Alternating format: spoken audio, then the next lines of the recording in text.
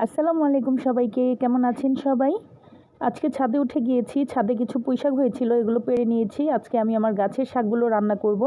রোদ্রের তাপে একদম শাকগুলো নষ্ট হয়ে যাচ্ছিল, এজন্য পেড়ে নিয়েছি। এই তো মাশাআল্লাহ, দেখেন আমার গাছে 3টা আম হয়েছে। এই আম গাছটা আমি 5 বছর আগে কিনেছিলাম। মাশাআল্লাহ, প্রতি বছরই 15-20টা করে আম হয়ে থাকে, কিন্তু এবছর মাত্র 3টা আম হয়েছে। তো নিচে চলে এসেছি, রান্না করব আজকে মাছ দিয়ে, পটল আলু দিয়ে পাতলা ঝোল রান্না করব। আর রান্না করব সেই পুঁইশাক। তো পটল রান্নাটা বসিয়ে দিয়েছি, আমি পটলগুলোকে একটু তেলের মধ্যে ভেজে নিচ্ছি। আর শাকটাও কেটে নিয়েছিলাম, এটা এখন ভালো মতো আমি ধুয়ে ক্লিন করে নিব। ছাদের মধ্যে শাক, বাতাসে অনেক রকমের ময়লা তারপর ধুলাবালি এসে পড়েছে, তাই ভালো মতো আমি ছেঁকে ছেঁকে ধুয়ে নিচ্ছি। শাকটা খুব ভালো করে আমি 3-4 বার করে ধুয়ে নিয়েছি। আজকে আমি গাছের পুঁইশাকটা ভেবেছি চিংড়ি মাছ দিয়ে রান্না করব। চিংড়ি মাছ দিয়ে পুঁইশাকটা রান্না করলে খেতে ভালো লাগে আমার কাছে। আজকে ছোট ছোট দেশি চিংড়ি দিয়ে রান্না করব।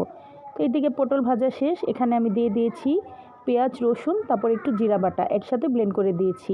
তারপর একে একে দিয়ে দিলাম এখানে হলুদের গুঁড়া, মরিচের গুঁড়া, স্বাদ মতো লবণ। ভালো মতো কষানো হয়ে যাওয়ার পরে আমি পরিমাণ মতো ঝোল দিয়ে দিয়েছি।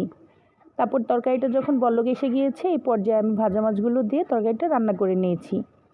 তারপর পাশের চুলায় রান্না করছিলাম পুঁইশাক, চিংড়ি মাছ সহ মশলা ভালো মতো কষিয়ে নিয়ে এবার আমি শাকটা দিয়ে দিয়েছি। তারপর সুন্দর মতো নেড়ে চেড়ে মশলার সাথে শাকটাকেও মিশিয়ে নিচ্ছি। এই তো আমার শাক রান্নাটা শেষ। এবার একটা বাটিতে আমি আমার শাকটা উঠিয়ে নেব। দেখেন কত সুন্দর সবুজ কালার হয়েছে শাকটা, খেতেও বেশ মজা হয়েছিল।